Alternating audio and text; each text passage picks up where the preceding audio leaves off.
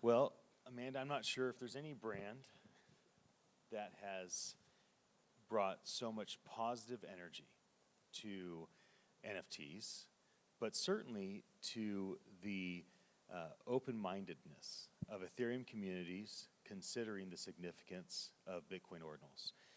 You have been maybe the first to talk about this here, and you've been consistent physically, digitally, banging the drum and waving the cheerleader pom-poms and saying, hey, this is a big deal, you should consider this. So, Amanda, can you please introduce yourself and your project, and then we'll go down the line. Sure. Well, really happy to be here.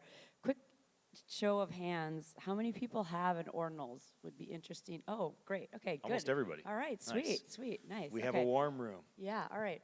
So yes, I'm Amanda Terry. I'm one of the co-founders and chief operating officer of MetaGood. That is the company behind NFT collection on-chain Monkey. As Ian said, we were the first 10,000 collection on ETH PFP to be done in a single Ethereum transaction. So we were on-chain as a digital artifact.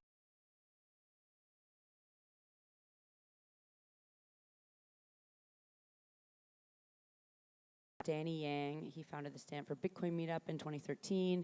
He founded MyCoin, which is the largest cryptocurrency exchange in Taiwan. It's been operating for decades, I think Coinbase of Taiwan. And Bill Tai, who's been in crypto since 2010, he lent the money to Bitfury to buy the silicon to create their ASIC mining chip for Bitcoin mining, seeded Dapper Labs, Canva, now 20 publicly traded companies. So Danny, fortunately, had the foresight when the Ordinals protocol came out a little over a year ago to take our 10,000 SVG files and inscribe them in inscription 2021-9, which was the first 10,000 collection inscribed on Bitcoin. He used parent-child provenance and recursion, which were not even supported by the Ordinals protocol at the time. So those are called cursed inscriptions. There's only 472,000 cursed inscriptions. There'll never be more, right? Out of, I think we're up at, 67 million inscriptions. So very rare. And so owning a piece of, owning an on-chain Monkey Genesis is truly owning a piece of Bitcoin history. Bruffstar, I'd love for you to introduce yourself and tell us a bit about what you're rocking and rolling in the Bitcoin Ordinals world. Absolutely. Hey everybody, my name is Bruffstar, Brian Laughlan. I go by Bruffstar on the interwebs. I'm co-founder of Ordinals Bot. We launched last February 7th, we launched, and we were the first inscription service. We make it really easy for people to get involved in the Ordinal space and actually launch projects. We actually have a drag and drop interface where you just simply drag and drop the files, and then we inscribe it for you. And that product was born out of me wanting to get involved with Ordinals and figure out how to do it. So last December, basically, I managed to catch Casey Rodimer, who is the creator of Ordinals, watch his podcast, and as soon as I understood kind of what he was trying to achieve and what it was, I thought, okay, this is actually data on Bitcoin stored there forever. That's incredible. And I went all in. So like, how do I do it? I'm a front-end developer, so I'm like, never touched Bitcoin nodes or anything like that, and it's quite a technical challenge for most people to actually get involved and start inscribing this stuff. So I'm like, how do I do this? I reached out to a friend of mine who's a Bitcoin dev, and he was already kind of coding the back end of Ordinals Bot. I says, dude, this is incredible. Let's put a front end on it. Let's launch it. So we created this thing over the weekend, and it just went absolutely crazy. People were just flooding the service and using it and inscribing all sorts of cool stuff, and it's just been amazing since then. And throughout the whole year, we've been growing with the ecosystem. The last year has basically been the year of building and getting the infrastructure all set up. And then this year, I think, and next year is going to be an amazing growth spurt as well when people start to actually use this stuff. And yeah, it's been really great. Thank you for the intro. Bistorian, I got to meet you yesterday, and it sounds like you're doing some amazing things around literary works with the Bitcoin Ordinals and maybe more. Tell us a bit about that. Yeah, so what we're doing in short, and then I'll give you a little bit about my background, how we get there, is we're moving the publishing industry from Web 2 to Web 3 on Bitcoin using Ordinals and runes. It's called Ordi Books, and a new consensus standard called book map theory I get to it because I'm a historian, I'm a professor, still for now, and we'll see how this whole goes. But I came to it as a historian and thinking about like what's the value of history. All right, history is a method. That's what it is, and the value of history is not in preserving past, because pasts are our own invention as historians. Right, so that'd be very weird to preserve the objects that we actually create through the method that we invented. So the value of history is in generating data, and that's what history does. So we determine what data is, we determine how to organize that data, and then we, or historians, the historical method, determines how the organization of that data creates a truth. That's it. That's the scientific method of history, and it can be done better on Bitcoin than any other platform. And that's what I'm bringing to creating this Ordi books and this new consensus standard, which will be a metaverse like Bitmap, if you know Bitmap, but instead of the map and the metaverse being built on the blocks of Bitcoin or related to that, it will be books.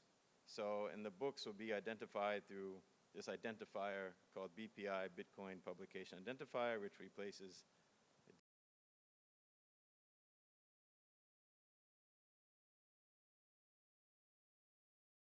side of that. We built a stable coin on Runes, or not yet, of course, because Runes is not out, but there will be a stable coin on Runes that will go inside the Ordinals. And yeah, in short, that's who I am and what I'm doing. Yeah. So I think you mentioned you're doing this through text files in terms of doing books. Yeah. Can you give us some case studies of, like, have there been religious texts, like, because that's a mass amount of content that have gone on? Have there been massive encyclopedias? Is anybody trying to put Wikipedia on there? Like, help us understand the extent by which written text is being inscribed as a Bitcoin ordinal, where it's at, where the market's at, and maybe what the limitations are, so that we can understand what we're capable of doing today, and not just this vision of what could be one day. Yeah, so, well, this one is using different indexers and using AI. We're working with a group called ChatBTC, or formerly XBTC bot. And they're using these AI models in escrow accounts to basically to be able to publish the book much cheaper than we would have. And so there are other different ways behind the scenes. I won't get too much into the tech side there, but of recursive inscriptions and limiting the data size and all of that. But you could just go on and sort of publish something as an ordinal, one of the 67 million ordinals. But for us, Ordi Books is an actual publisher, is a press. So we provide all the other services in that, which is helping you create the royalties that you want. And your book is an ordinal, and you've determined what the royalties are, and you can have all the child inscriptions and allow delegate inscriptions, and then you can use your book in DeFi. You can use your book to create communities, but DeFi is the first thing we had in mind, to be able to use it in Liquidium or something down the road, and lend and borrow against it. Imagine that if you're an author, but also like a big-time press or a museum or something like that. So you can do that now. You can just put that book on there, like you could self-publish on Amazon, but it's not as legitimate. So you can, with Ordi Books, like any other real publisher, you can get, for us, you can get inscriptions that prove like a POAP on Bitcoin, with another group that we partner with called Badges, to say that this book was double-blind peer-reviewed, or it's gone through copy editing, or it's approved if it's fiction, that these other fiction writers have found it interesting or something like that. So you can do everything that like a normal press in the world could do, but on Bitcoin. Yeah. And so, Brufstar, help me understand what it is that you are providing to the market, and maybe give a bit more detail, because I think some people are sitting here wondering, wait, should I be reaching out to your team? What exactly does your team do, and why should we or should we not reach out to you? So give some real clarity. What is it that your team is providing in terms of a product and or service, and what types of folks, projects should be collaborating with you? Yeah, so we launched in February 7th, so we were the first ever inscription service. Basically, we kind of invented that term.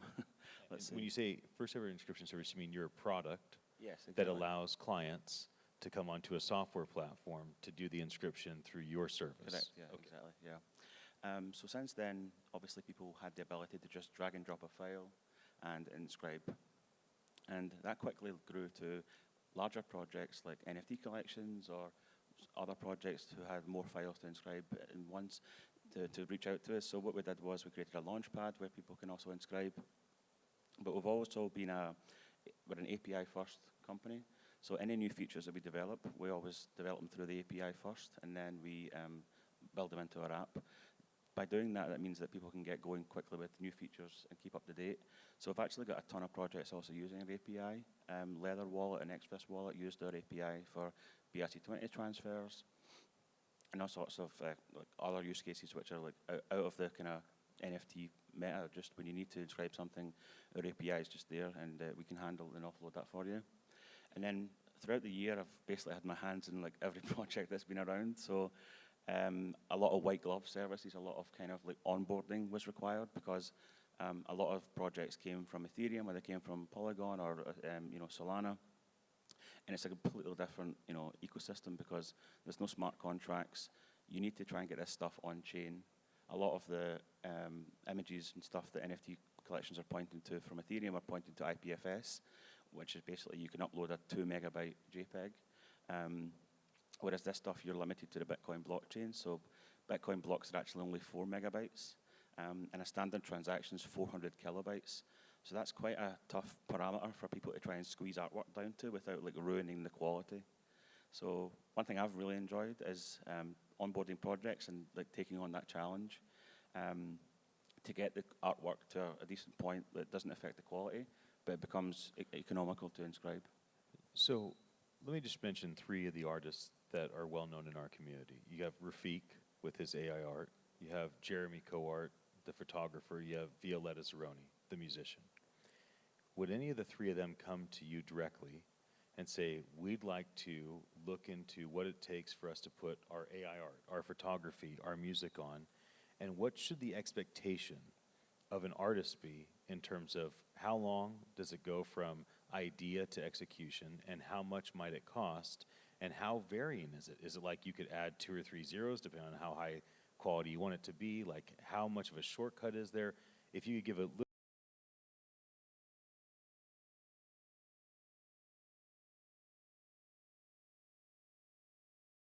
should they be expecting in terms of timing and cost? It's a great question.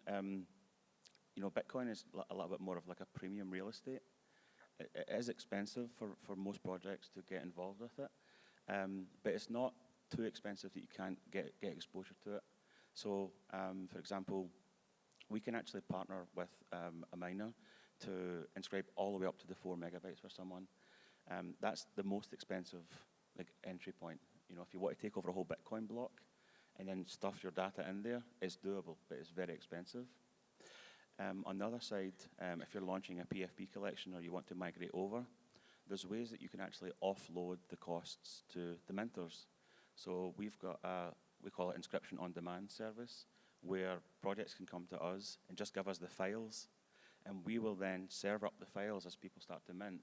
And then as people mint 2 files, then we will serve those 2 and they can then pay the chain fee. It does spike and go up and down just like Ethereum does in terms of gas fee. It's not called gas on Bitcoin, but the fee market does fluctuate quite heavily up and down, just like Ethereum.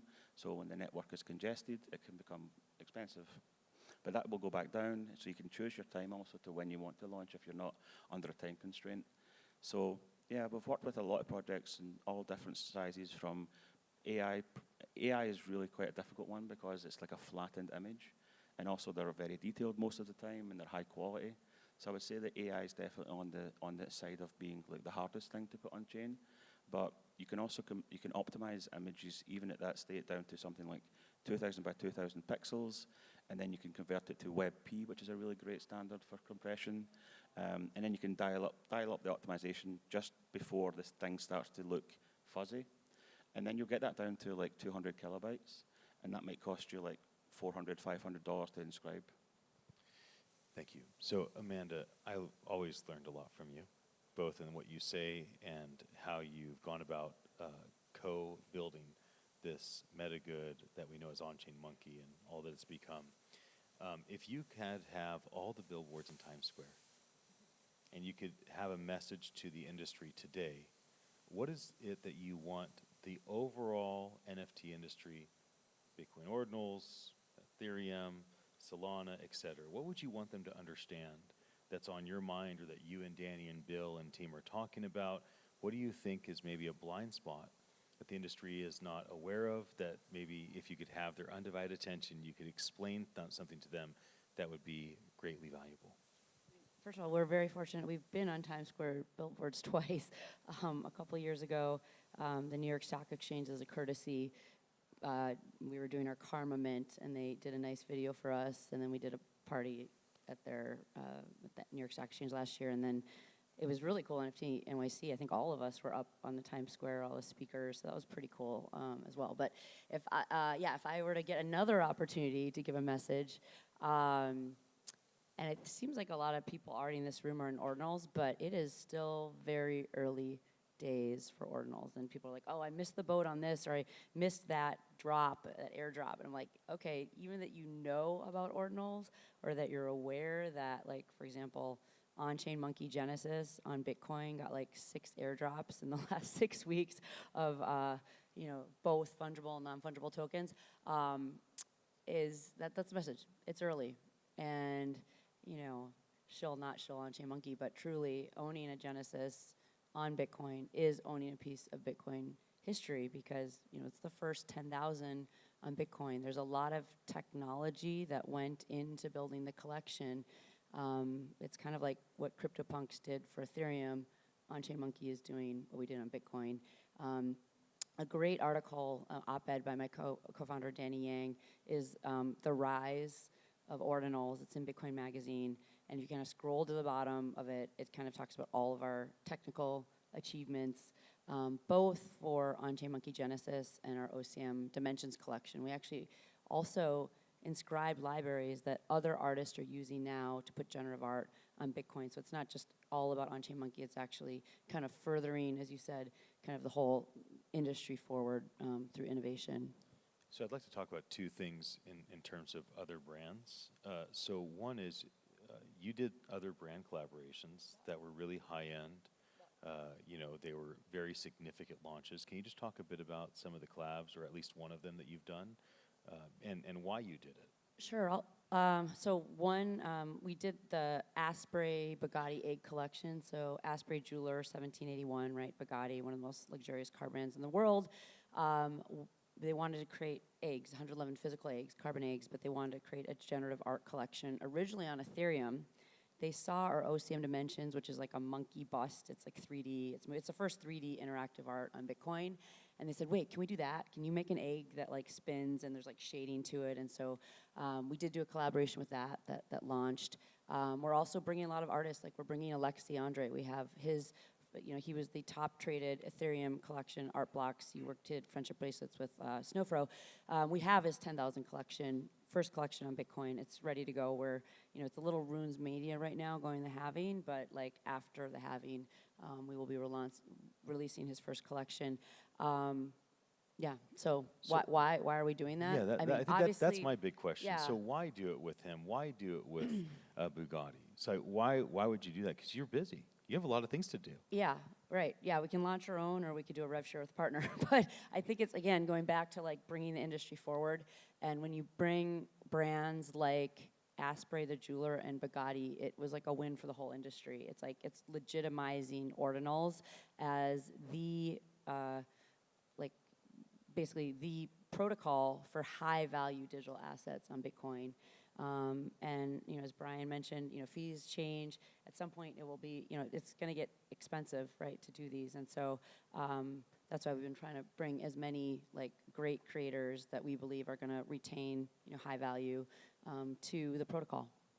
So I'll mention two other collections that have some similarity to On-Chain Monkey from Ethereum, Avastars and Cyberbrokers, both of which they put their content on chain.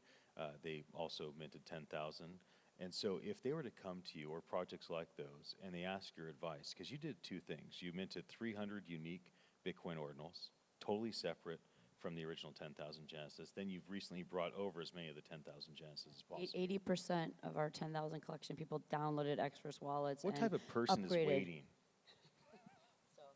I know, me too. Just happy with that number. That's very, like, people don't realize, but like anyone who's just coming from ETH, just think like your process of like downloading 80% a 's a big wallet deal. and like trusting a team. Okay, I've been in ETH forever and now I'm gonna go to Bitcoin. So it was a big thing. So if these other projects come to you for advice, at this point, what you, Danny, Bill, and the team have learned, would you advise, hey, you have your 10,000 on Ethereum, you should burn those and move over. You should create those as a duplicate here, or you should just create something totally unique and different that's more scarce. Do you have general advice across the board? Technically, it's very difficult to do a teleburn, so it just depends on the art. For example, we're bringing our Karma collection, which is on Ethereum, also to Bitcoin. That was hand painted by the Hollywood studio behind Ice Age, Rio, and Ferdinand.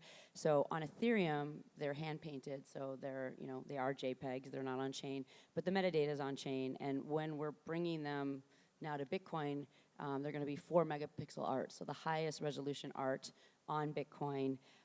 It's not inexpensive to do that, so I'd say if you're like a startup collector or like collection or artist, it's not sometimes inexpensive to do depending on how you're doing it. But now those are being upgraded to actually be digital artifacts because the art will now be on chain, as will the metadata. So it's truly an upgrade. So like obviously we're very pro Ordinals, but it's probably not for every Ethereum artist or every collection to make the move.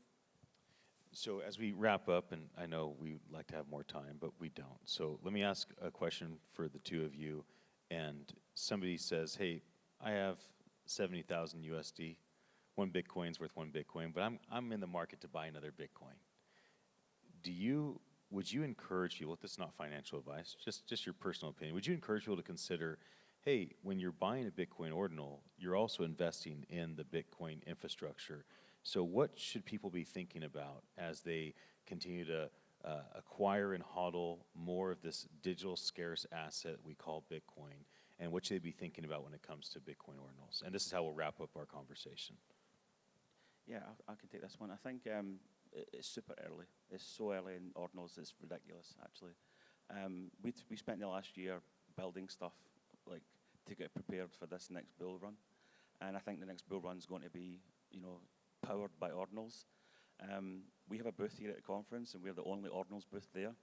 And we've had people walk by and look, and they know what ordinals are, and they're just now asking the questions. So we're seeing a lot of the same things that happened in 2021. The same kind of data points are happening. You had NFT collections, you had artists, you had real-world assets, you had meme coins, and you had degens. And that's now all coming to Bitcoin in the same kind of trajectory, just a lot faster, actually. We've essentially been able to build on the ordinal side in 1 year, where it took like 4 years or 3 years to get to this point on Ethereum.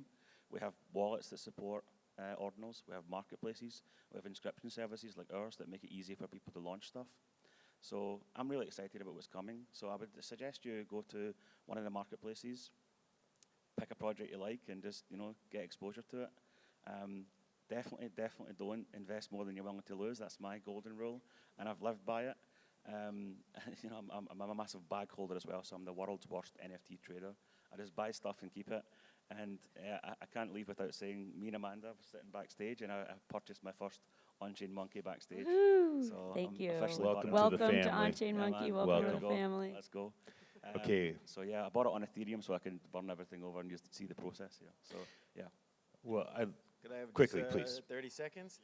Following on Amanda's point on on-chain, that's why for us we built the first stablecoin totally on-chain, like using runes pegged to mempool data. So it's the more on-chain you can get, the better, and that's the general advice for me on Bitcoin. Sometimes it takes a long time to realize when an event has happened, so that's relative to Ethereum NFT, that now's the time to start moving over and doing everything on Bitcoin because, now that we can program Bitcoin, what's the function of not doing it? Yeah. let's give our panel a hand, please.